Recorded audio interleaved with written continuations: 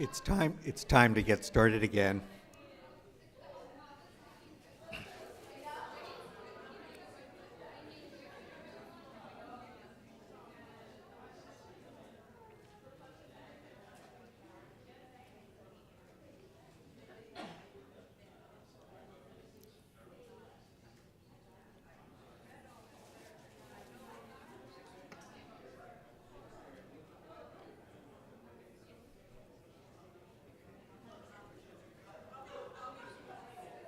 Are you? Oh, you're not. That's right. You're the one fighting the system. You're not going to use PowerPoint. Yeah. Good for you. Good for you. Oh no, you didn't. Oh, I thought you didn't. Pull out a. What do you call it? Thumb drive, right? Yes.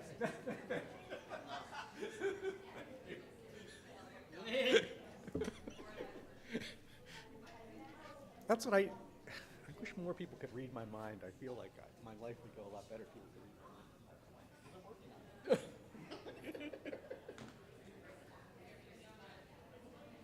Lizzie.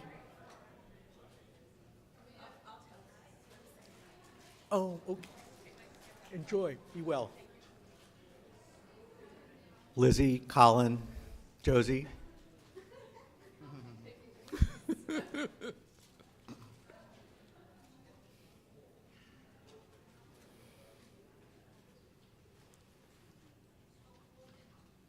Who are those bad people in the back who aren't coming? Sandra.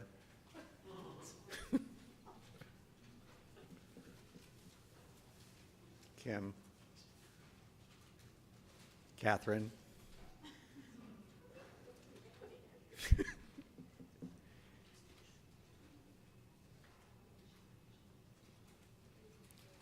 All right, last call. We are getting started here.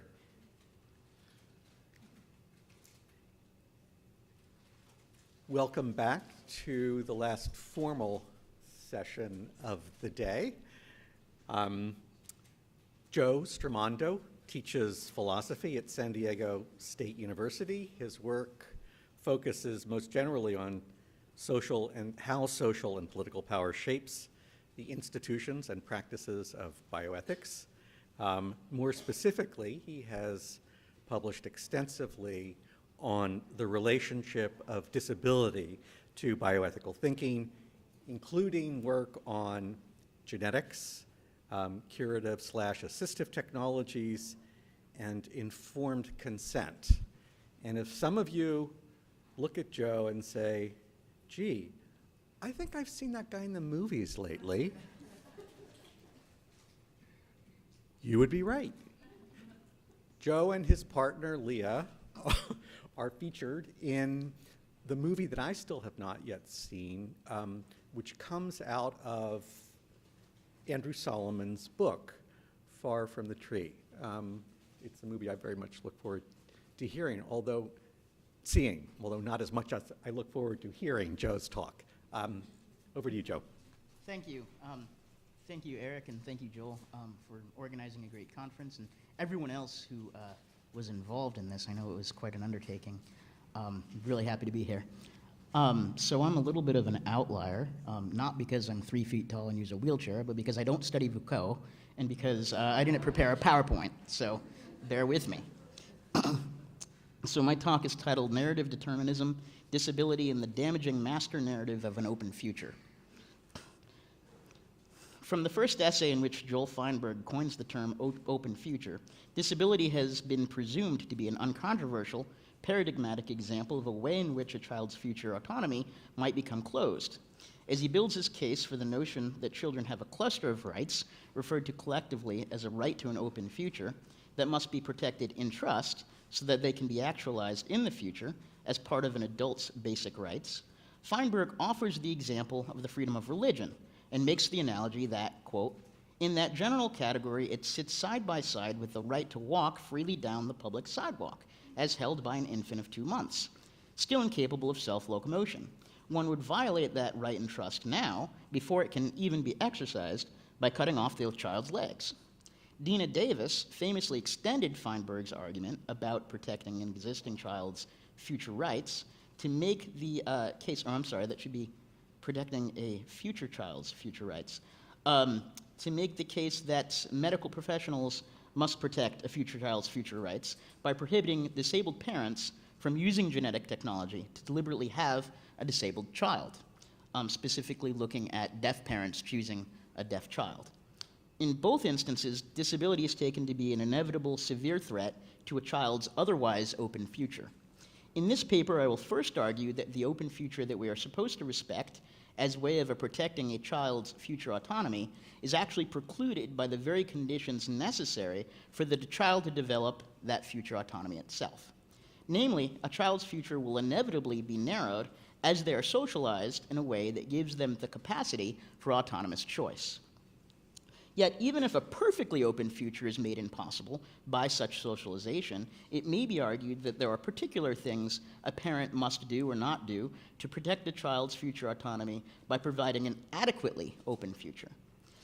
However, it does not follow that using genetic technology to choose a disabled future child inevitably diminishes that future child's autonomy so severely that they do not have an adequately open future. Ultimately, I will argue that the more significant risk for constraining a person's future to the point that it is not adequately open is what we might call narrative determinism, which is when a person's agency is constrained by their narrative identity as it has been constructed by master narratives that can be deeply damaging to that identity. Narrative determinism is a trap that prospective parents can fall into, to be sure, but I'm more centrally concerned with how it is a problem for argumentation in bioethics itself. As a sort of self-fulfilling prophecy, by advancing arguments that assume disability narrows a child's future autonomy to an unacceptable degree, bioethics is reproducing and thus contributing to one of the most damaging master narratives about disability, that disability is inevitably and severely restrictive of a person's future autonomy.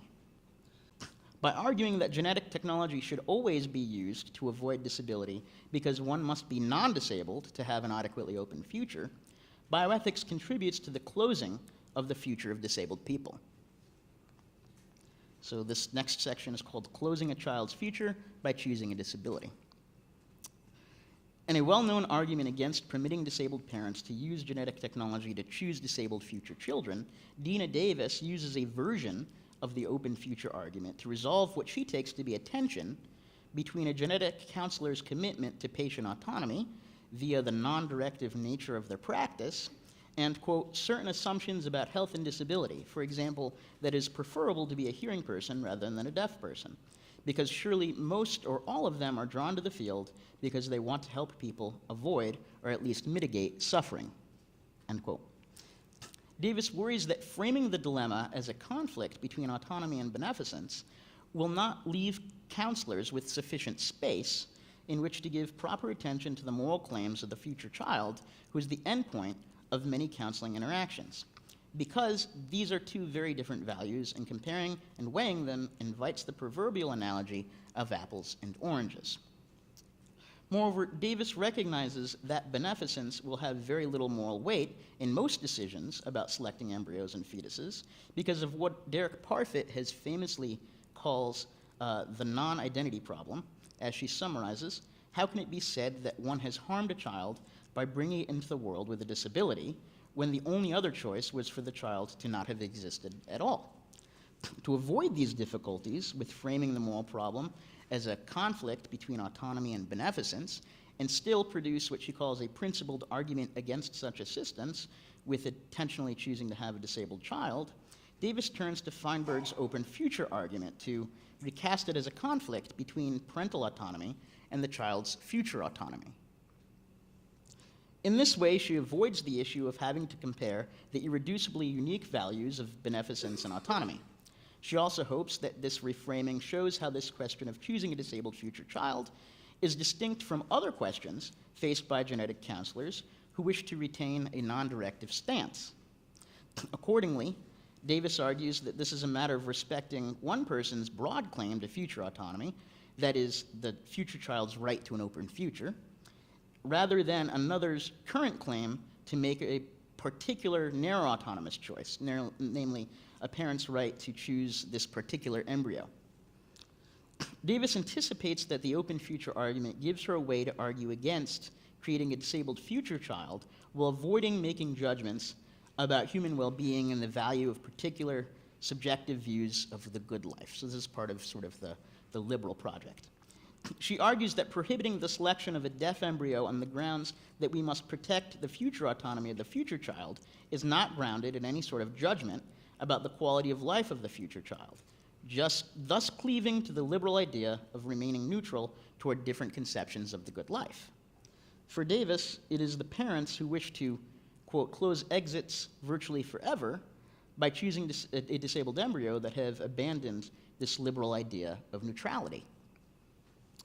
Davis also maintains that the open future argument gives us the philosophical tools to avoid Parfit's non-identity problem, because while the decision to have a child is never made for the sake of the child, for no child then exists, parental practices that close exits virtually forever are insufficiently attentive to the child as the end in herself.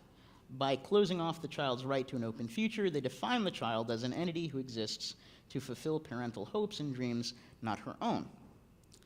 So even if creating a disabled person does not harm that person who would not exist otherwise, she argues that it violates the Kantian duty to not treat the resulting person as a mere means. Ultimately, she argues that this approach avoids all of the major philosophical problems that have challenged genetic counselors trying to remain non-directive, despite commonly held intuitions about the wrongness of causing disability. So the next section is called Habitus and the Myth of a Non-Disabled Open Future. One might be skeptical that Davis's open future argument really does hinge on something other than a commitment to beneficence toward the future child. After all, respecting both present and future autonomy is, at least in part, I think, morally important because self-determination is so important to human well-being. Why would one argue that a child's future choices must be held open, except for a belief that a proliferation of such choices will be good for that child? However, I will set this objection aside to explore what I think is a deeper worry. An open future is made impossible by the very conditions under which human autonomy must develop. Davis and others deploying the open future argument to reproductive ethics assume that a non-disabled person has a future in which they can choose for themselves amongst the available views of a good life and then live accordingly. In contrast, being disabled, and for Davis specifically being deaf, quote, substantially narrows a child's career, marriage, and cultural options, and, quote, confines her forever to a narrow group of people and a limited choice of careers. I argue that this dichotomy between an open, non-disabled future and a narrow, disabled future is false. The reason is that every person's future, disabled or not, is inevitably narrowed by the process through which they become an autonomous person. This process of developing from an infant into a full-fledged autonomous adult entails the development of what Pierre Bourdieu calls a habitus, which Jackie Leach Scully, in her book Disability Bioethics, defines as patterns of being and doing in the world that people acquire through becoming habituated to a particular social field, which generates its own system of tacit rules governing practices and behaviors. So, in other words, habitus is a deeply entrenched way of life that human beings learn from observing the norms demonstrated in their given social environment from a very young age. Scully argues that this concept of habitus supplies a human being with their most fundamental set of moral assumptions that are taken to be so self-evident that, quote, things out of alignment with it are obviously absurd or illogical or barbaric. Scully further points out that, quote, the schemes of habitus owe their enormous potency and persistence to the fact that they operate outside the reach of conscious control, because they structure the basic assumptions of a human being's morality and are thus not easily made the subject of reflection. So Scully thus interprets Bourdieu as claiming that habitus is pre-reflexive and embodied, to the point that it's, quote, not readily accessible to conscious scrutiny, while human actions are, in contrast, quote, a conscious decision that emerged within the dispositional constraints of a habitus. Thus, for Scully, she explicitly spells out habitus's relevance as a kind of background condition for autonomous choice that is not itself an object of autonomous choice. By explaining that ingrained habits of feeling and thought will include moral ideas and emotions about things like the good life, reasonable responsibilities to others, and how they should be fulfilled, what sorts of acts exhibit genuine moral agency, and so on. So maybe more strikingly for my purposes, Scully argues that an individual's habitus matches up with the dominant habitus to a greater or lesser degree when they are embodied in different ways because, quote, anomalous embodiment generates at least some moral dispositions that fit awkwardly to the schemes of evaluation driven by the dominant habitus.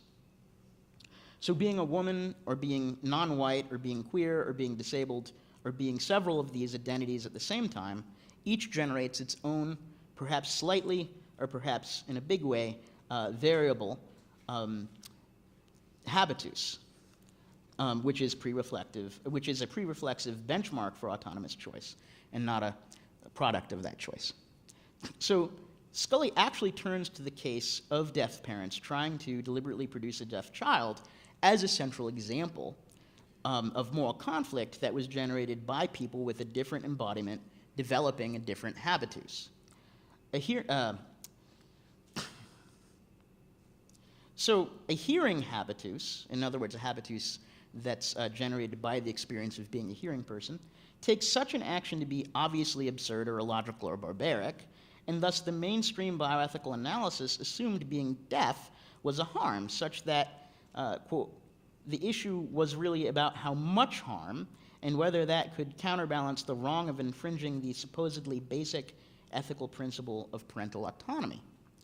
So in contrast to that, the deaf habitus, and some disabled folks that weren't deaf, held that acting on a preference for a disabled child seemed both intuitively correct and rationally justifiable. It was sort of no big deal. So as this example shows for Scully, what kinds of moral reasons one finds compelling is determined, at least in part, by the body one inhabits.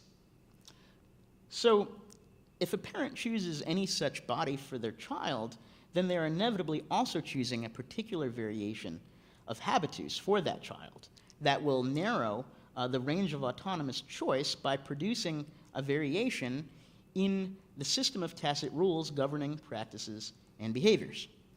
So even more significantly for our purposes, this habitus is not subject to reflective revision later in life, and so simply put, one does not choose their own habitus. Of course, it is not just those individual persons that have the sorts of atypical bodies that hold them at the margins of society that have a habitus.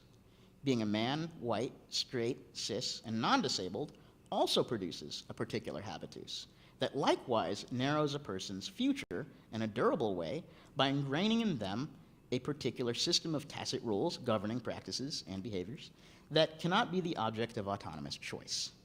So if choosing a deaf or disabled body, and thus habitus, substantially narrows a child's career, marriage, and cultural options, and confines her forever to a narrow group of people and a limited choice of careers, so does choosing a hearing or non-disabled body and habitus.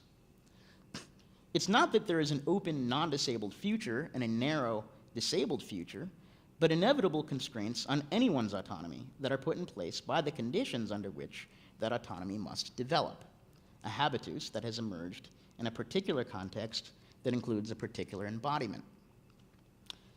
So the next section is called Disability and the Moral Duty to Provide an Adequately Open Future. So one may agree that Scully's argument shows that all futures, disabled and non-disabled alike, are narrowed to at least some degree by the habitus a person develops as they become an autonomous person, while at the same time recognizing that a future person's life prospects are made better to the degree by which they can achieve greater self-determination within the habitus they occupy, right? And so this speaks to Catherine's answer to the question that I asked. While we may have shattered the myth of the perfectly open future, perhaps there are particular things a parent must do to protect the child's future autonomy as they provide an adequately open future. Feinberg himself seems to readily admit that no one has a perfectly open future in which they can choose among the infinite number of possible ways of life. This is because of what he calls the paradox of self-determination, in which a child's parents must hold open her future so that she can make choices according to her own values and preferences as an adult, but at the same time, the parent inevitably influences, shapes, or even determines those values and preferences via socialization in childhood. So something very similar to what Scully's talking about. Feinberg tries to dissolve this paradox by advising parents to promote a child's latent natural tendency from infancy using these inherent, quote, temperamental proclivities and, quote, genetically fixed potential for the acquisition of various talents and skills. And so you use these as guideposts for nurturing the child into adulthood with durable values and a settled character. And so thus self-determination remains possible for Feinberg in as far as a child's future adult values and preferences are developed according to that child's own inherent tendencies. By holding open life options that a child with a particular set of tendencies will likely value in the future, as they are taught to value those options, the parent does not preserve a perfectly open future for a child, but they may create what Millam calls a child's maximally open future, which I want to distinguish from what I'm calling an adequately open future. Of course, what Feinberg advises here is useless when you're talking about genetic technology, right? Feinberg's solution to the paradox of following the child's inherent tendencies is of no use when the very question at hand is which sort of temperamental proclivities and genetically fixed potential for the acquisition of various talents and skills it is permissible for a parent to choose for their child with things like selective abortion, PGD, or perhaps one day CRISPR. One cannot use the map of a child's nature as a guide to providing their nurture if one is drawing that map. So in the context of genetic technology, there is no such thing as either a perfectly or a maximally open future. Yet it seems a parent still has some duty to not overly restrict a child's future life choices. They must still provide an adequately open future. However, we cannot simply assume, I would argue, that disability is a trait that precludes this adequately open future. Instead, we ought to genuinely ask, what kinds of human traits would restrict a person's future autonomy to an unacceptable degree? Millam puts a finer point on what exactly is being protected when we try to hold open a child's future. These features of an open future include 4 things: capacities for autonomous choice, skills that can be used to perform chosen actions, opportunities to make autonomous choices that are then acted upon with one's relevant skills, and preferences that are the basis for such autonomous choices, in which he includes both desires and values. So here I'm going to sort of treat these in reverse order. I will argue that there is nothing peculiar about disability per se that means one ought not choose any disabling trait for their future child via genetic technology, because it will lead to an inadequately open future by restricting a child's capacities, skills, opportunities, and preferences to an inordinate degree. So, as I've already argued above, every child is socialized into a particular habitus that broadly determines her way of life by having an impact on her most deeply held pre-reflexive desires and values.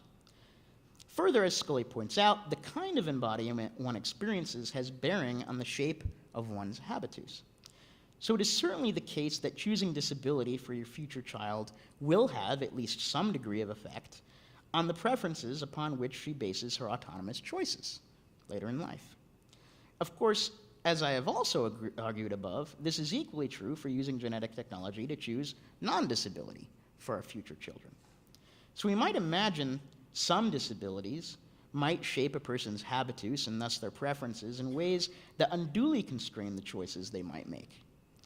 For example, if you included the trait of clinical depression in your child's genome, that would be a pretty straightforward case of shaping their desires and values in ways that would make a wide range of important life choices at least more difficult to choose.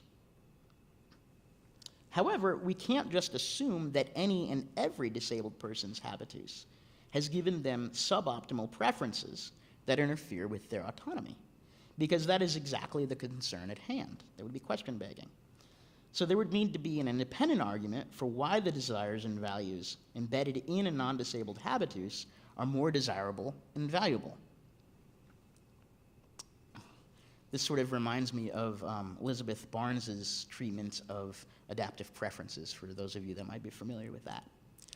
So philosophy of disability, I think, has, at this point, turning to the next thing, which is opportunities, right? Philosophy of disability has, at this point, almost routinely criticized the notion that any and all disability unavoidably and severely restrict a person's range of life opportunities, right? And so while the social model of disability may not capture everything that's significant about a disability, its greatest contribution to moral and political discourse has been to highlight how the opportunities a disabled person has access to are not merely a function of their biological traits, but the interaction between those traits and social structures. And so, in as far as there is a mismatch between the biological traits and the social structures, opportunities are narrowed. The work of the disability rights movement for the past half century has been to bring social structures into alignment with biological traits that are regarded as disabilities, thus opening up greater opportunities for disabled people. Arguably, this is the same work that any civil rights movement performs, through the traits, although the traits creating the mismatch and the specific kinds of opportunities lost by the social exclusion might be quite different. At this point, to remain committed to the idea that disabling traits themselves unavoidably and severely limit a person's life opportunity, such they will not have an adequately open future, one must either be sympathetic toward a kind of genetic determinism, as argued by Melinda Hall in her 2014 paper, or one must be adverse to the kind of reforms needed to bring social structures into alignment with the ways in which disabled people function, perhaps because one believes such reforms would be unfair to non-disabled people, as Alan Buchanan seems to argue sometimes. On the other hand, surely not every disability can be accommodated so that every person can access every opportunity. But not being able to access every opportunity is not the same as not being able to access any opportunity. Somewhere between every opportunity and any opportunity is the threshold of an adequately open future, and some disabled people will surely be able to cross it as easily as some non-disabled people. Of course, there may be some disabilities that would not allow for an adequately open future because they too narrowly constrain the skills one can develop in order to pursue the opportunities that would be made available through social reform. But these sorts of disabilities are probably much less common than most people might imagine. There are many traits that human beings have that limit the specific skills they can become proficient at, only some of which bear the label of disability. Being clumsy means you won't be a professional basketball player just as surely as having dwarfism. Being tone deaf means you won't be a professional opera singer just as surely as being regular deaf. In neither case would you say that the clumsy person or the tone deaf person has such a narrowly constrained future that we have a duty to prevent their existence. There doesn't seem to be anything peculiar about disability per se that makes it categorically different from these other traits that may limit the skills one may develop. Lastly, it ought to be an uncontroversial claim that many disabilities, perhaps even the vast majority of disabilities, don't restrict a person's capacity for autonomous choice to the point that they would have an inadequately open future. Virtually all physical and sensory disabilities do not interfere with one's capacity for an autonomous choice or to make an autonomous choice. So, of course, they can impact which autonomous choices you might make. To be sure, some mental health disabilities may interfere with the capacity for autonomous choice, but many of these are highly episodic in nature and can be mitigated with medication or social supports, such that they don't preclude substantially autonomous choices most of the time.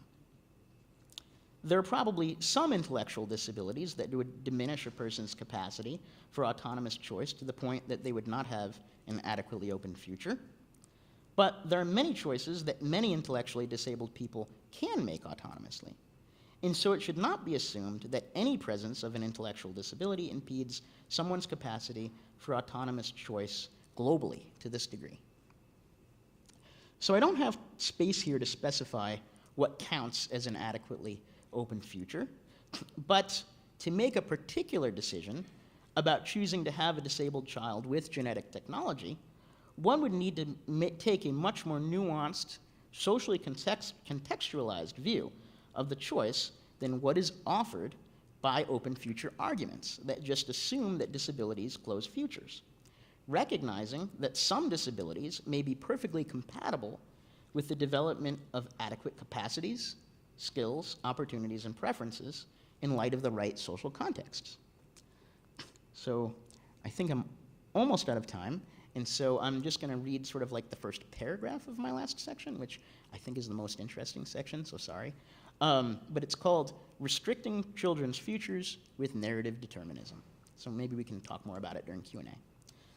This is not to say that there aren't serious risks posed to autonomy by genetic technologies and the choices they enable parents to make on behalf of their future children. In addition to the perhaps rare cases I highlight above, where choosing some disabilities may constrain a future person's capacities, skills, opportunities, and preferences to the point that they no longer have an adequately open future, there is also a neglected but serious worry that bioethical reasoning itself can contribute to the narrowing of a future person's autonomy to the point that they do not have an adequately open future. Linda Hall is correct to say that it is deeply mistaken, either explicitly or implicitly, to endorse genetic determinism, or, as she puts it, the elevation of genetic factors to the level of autonomous causation, such that individual traits and behaviors, and often social circumstances or problems, can be explained solely through genetic factors. But even after we roundly refute this view, we are still left with what I call the problem of narrative determinism. Narrative determinism is when a person's agency is constrained by their narrative identity, which is in part determined by master narratives that can be deeply damaging to that identity. So I assert that the open future argument itself, at least as it pertains to choosing disability with genetic technologies, directly contributes to and maintains one such master narrative that can damage the disability identity to the point that a disabled person no longer has an adequately open future. So, questions?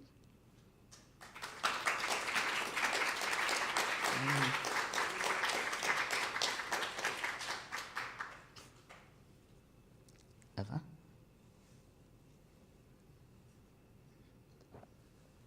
I need to know what you mean by an adequately open future. Yeah. Because certainly in the case of intellectual disability, and not only in very severe intellectual disability, but in substantial intellectual disability, where even the question of autonomy doesn't necessarily fit very well. And when I say the idea of autonomy doesn't fit very well, I don't mean that that person has no agency, that that person has no preferences, that that person has no way that they feel better in the world than feel worse in the world, right? So if you are talking about choosing future children based on an adequate open future, I think you have eliminated that group of people altogether. Do you mean to do that? No. Well, there might be a distinction in here between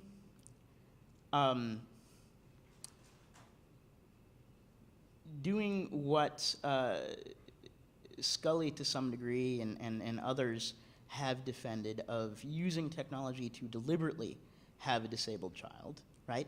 And not using technology to avoid having a disabled child, if that makes sense. And so there might be sort of an argument about adequately open future and autonomy that limits what might be morally permissible to do when sort of making a more active choice to sort of deliberately have a particular child, using CRISPR to make sure your child has dwarfism or something, right?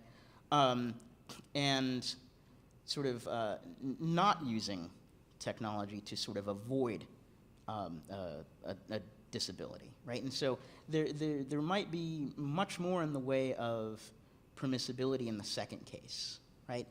There might be other arguments that don't rely on things like an adequately open future and autonomy and so on and so forth that mean that parents ought to have a right to not actively avoid disability that might not apply as well to what I'm talking about here of sort of actively trying to have a disabled child.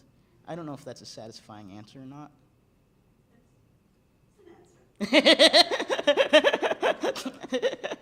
I'd love to talk to you more about this because it's something that I struggle with. Yeah.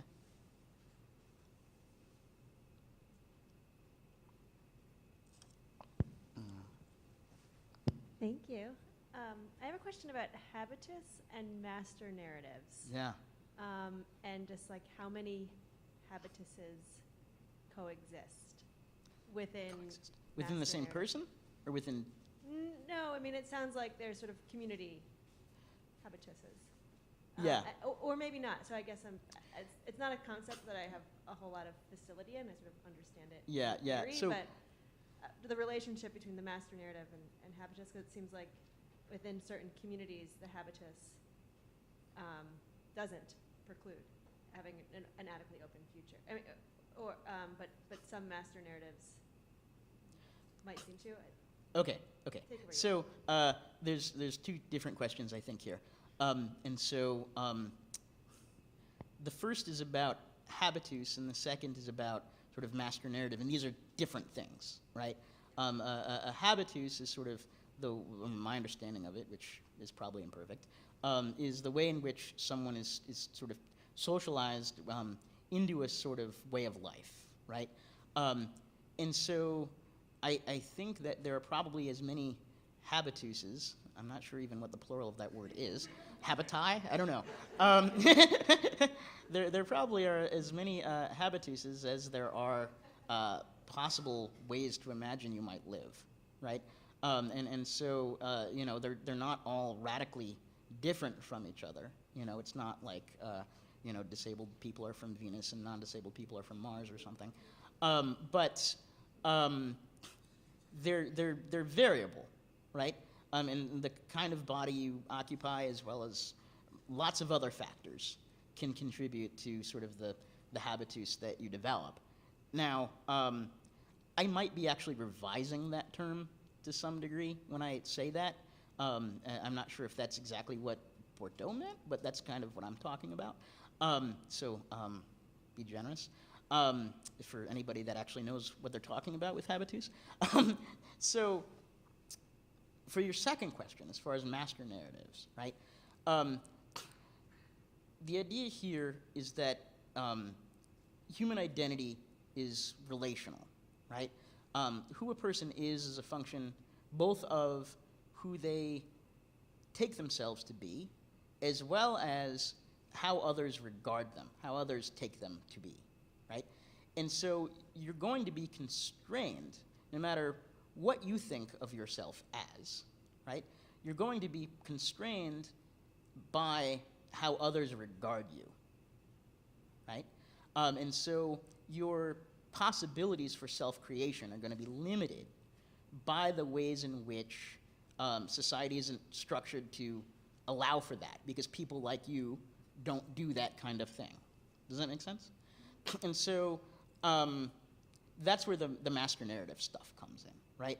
A part of the ways in which you imagine yourself and how others think about who you are is guided by a set of master narratives about people like you. And some of these can be fine, right? Others can be really damaging and constraining to your identity and your agency. Does that clarify? I was confused on the first part, but Habitus is Yeah, habitat. individual. Yeah, and again, I don't know if that's what Bordeaux intended, but that's kind of how I'm trying to use the term. Maybe I shouldn't try to hijack the term in that way, but maybe I'm revising it. I don't know. I'll have to think about it a lot more before we try to publish anything, but yeah.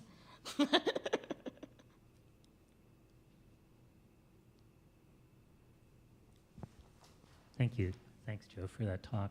So following on your last answer, you're talking about master narrative is something you kind of receive, and habitus is something you receive to some extent. So to what extent are these questions you're talking about more acute in an American context? I mean, you think about just our ordinary day in which we're assaulted with persuasive messages, and you go down the supermarket aisle and you have 50 different kinds of chips, like choices is buried in our brains all the time. And children are imagined as, you're raising them to have as many choices as possible. When they grow up, they'll have the power to choose whatever life they want.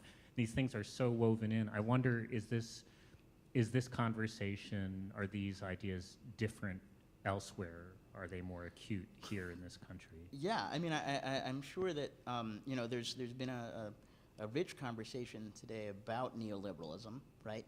And I think it applies here as well, right? The reason why we might even have this conversation about open futures is because of this sort of neoliberal context, right?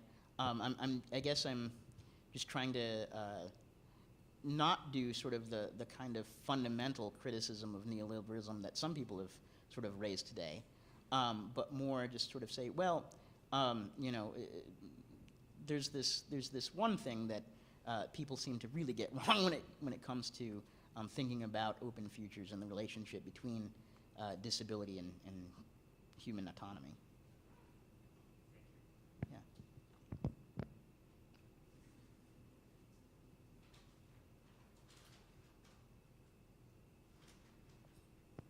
If nobody has a question, I'll ask one. Okay. I was wondering if you've thought about how this connects to Miranda Frickers' work on testimonial injustice, and if you see any connection with that in terms of limiting people's power and agency in certain social situations. Yeah, no, I'm familiar with Frickers' work. It's been a while since I've read it, but I do think that there's this connection between identity and testimony and agency, right? Sort of the uptake that you get when you say, I am X who is capable of doing Y, right, is definitely a function of your social position and some of the kinds of epistemic injustice that you may or may not experience according to that social position. And so I think Frickers' work is relevant in as far as it sort of points to factors that come into play when you try to tell a counter story to the master narrative, right? When you try to create another way of thinking about yourself and people like you, how successful you are has a lot to do with these questions of epistemic injustice. Absolutely. So you're saying something like a philosopher just saying, you're telling me that you have a good life, I don't believe you, I don't buy it. Is that kind of what you're saying? Yeah. Yeah, absolutely. Yeah, exactly. Or, more sophisticated, arguments against that, like we see in the adaptive preferences literature as it applies or pertains to disability. I mentioned Barnes's work on that, and she actually directly engages with Fricker over that question of is a disabled person reliable when they say that they have good quality of life and that sort of thing.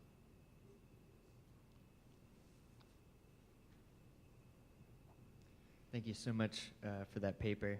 I just wanted to hear a little bit about how you think through the question of master narratives and phenomenon that go under the various isms, ableism, racism, cissexism. It seems to me that one way to understand the effect of those types of beliefs and epistemic frameworks is in terms of a master narrative, but it also seems to me like that's not the only way we would want to describe them, and it seems like you were doing more than simply assailing various ableist kind of assumptions that are out there in the world and making a bit of a stronger push. So I just wanted to ask you a little bit more about that. Yeah. Yeah, I think that the function that I was trying to sort of use the master narrative for in my paper is to sort of give an explanation for how the open future argument does damage, right? And so that was separate from the rest of my critique, I think, about why the open future argument is just wrong when it comes to disability. And so, I don't know, does that answer your question? Okay, I'll stop now.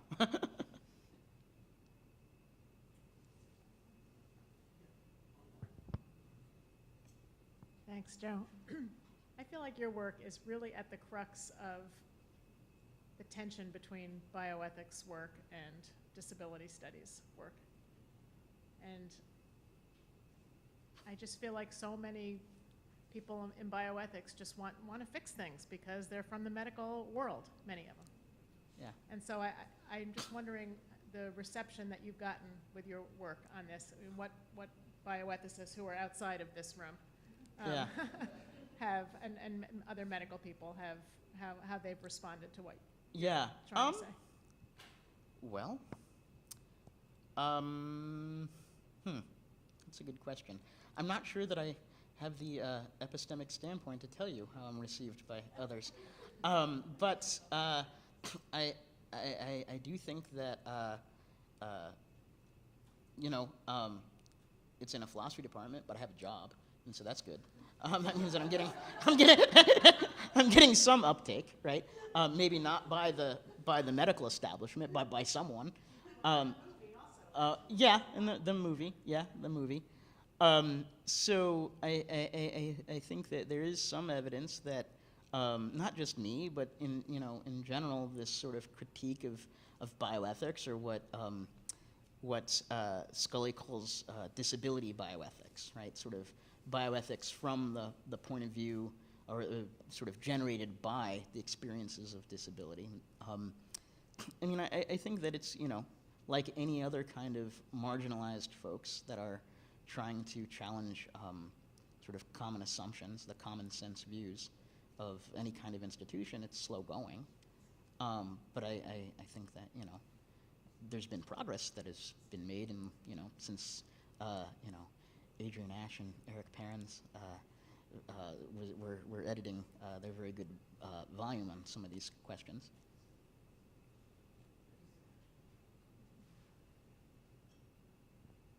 Joe said under his breath something about how Adrian Ash and I did a book that was useful in some ways. And it's always, we should all remember, Adrian hated being told that she was doing disability studies. Oh, yeah.